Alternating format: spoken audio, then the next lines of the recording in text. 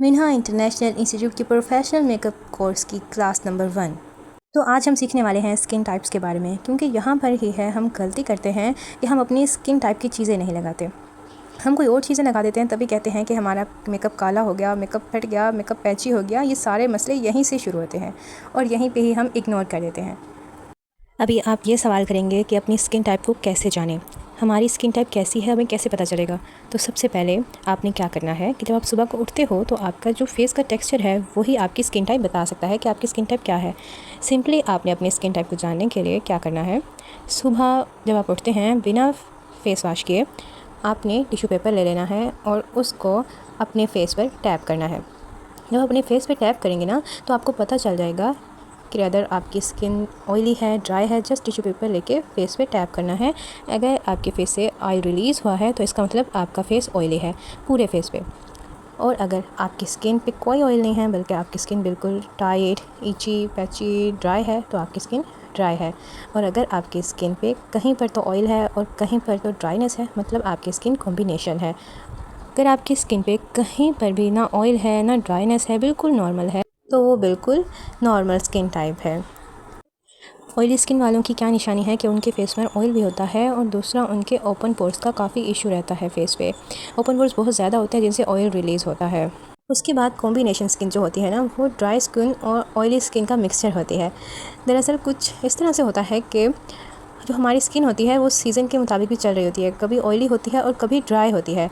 कभी पूरा फेस हमारा ड्राई होता है और जो हमारा टी जोन एरिया है वो ऑयली हो जाता है।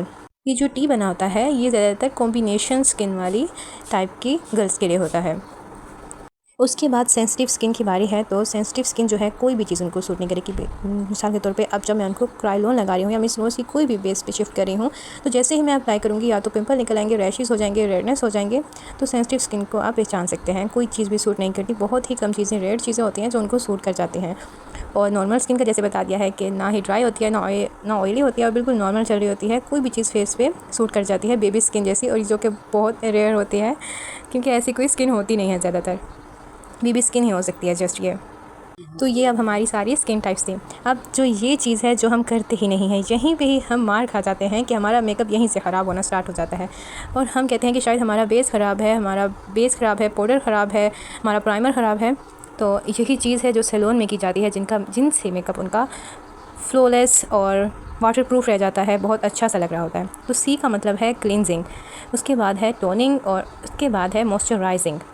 जो टोनिंग है वो हमारे लिए बहुत ज़रूरी है, हमारे स्किन के लिए। जो हमारे ओपन पोर्स हैं इनको श्रिंक करने के लिए टोनर बहुत ज़रूरी है। और जो मॉइस्चराइजिंग है और जिसको तो हम बिल्कुल भी नहीं करते, और हम कहते हैं कि हमें गर्मियों में नहीं करना चाहिए बिल्कुल भी, लेकिन हमें सर्दियों और गर्मियों दोनों में मॉइस्चराइजिंग की ज़रूरत होती है।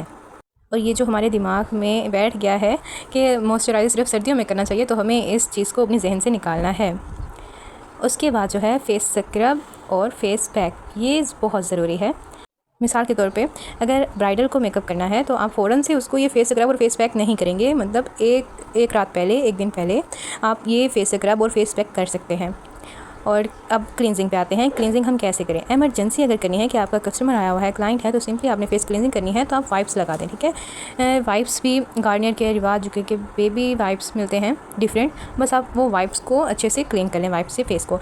उसके बाद जो टोनर है, टोनर मिस रोज़ का, रिवाज जुकी का, पॉन्ड्स का बहुत ज़बरदस्त मिलता है टोनर। और रोज़ वाटर सबसे बेस्ट है कि आप रोज़ वाटर यूज़ कर लो डेली यूज़ के लिए। और मॉइस्चराइजिंग हम स्किन के अकॉर्डिंग करेंगे। तो आगे चल के आपको बताते हैं कि कौन सी स्किन पे कौन सा मॉइस्चराइज़र यूज़ करना है। जो ड्राई स्किन वाले हैं वो क्लींजिंग लाजमी करेंगे, उसके बाद मॉइस्चराइजिंग करेंगे। उनके ओपन पोर्स नहीं होते हैं तो टोनर वगैरह वो नहीं लगाएंगे। उसके बाद जो ऑयली स्किन वाले हैं वो तीनों स्टेप करेंगे, CTM करेंगे, मतलब क्लींजिंग, टोनिंग, मॉइस्चराइजिंग।